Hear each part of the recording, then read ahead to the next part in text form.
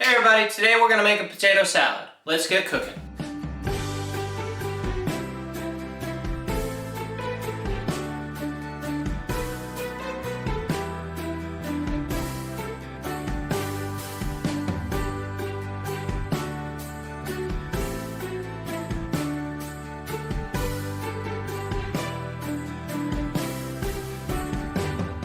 This is a potato salad, so let's start with the potatoes. I like to peel and cube my potatoes before boiling, so that's what we're gonna do. The important thing to remember is the potatoes will cook quicker.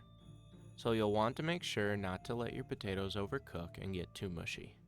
So after peeling the potatoes, we'll cut them into halves, or thirds depending on their size, lengthwise, cut in half lengthwise once more, then cube. Then get them into a pot of water and onto the stove to boil. They should only take about 10 minutes, but check regularly to avoid overcooking. Once they're done, get them off the heat and into the fridge to cool.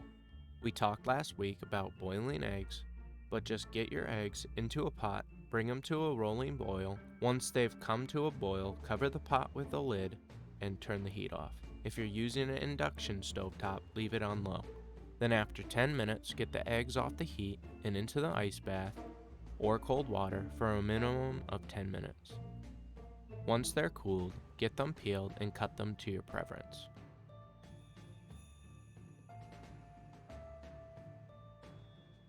For the dressing, I prefer the raw taste of shallots over the other onions, which is why I'm using them. Start by cutting off the non-root side, then cutting them in half lengthwise before peeling. Then slice notches along the layers before dicing.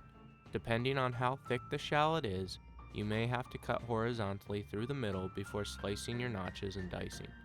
Next, pickles. We'll cut them into about the same size as the diced shallots. To get the dressing started, we'll add half a cup mayo, followed by 1/4 cup of yellow mustard. Then we'll add our shallots and pickles.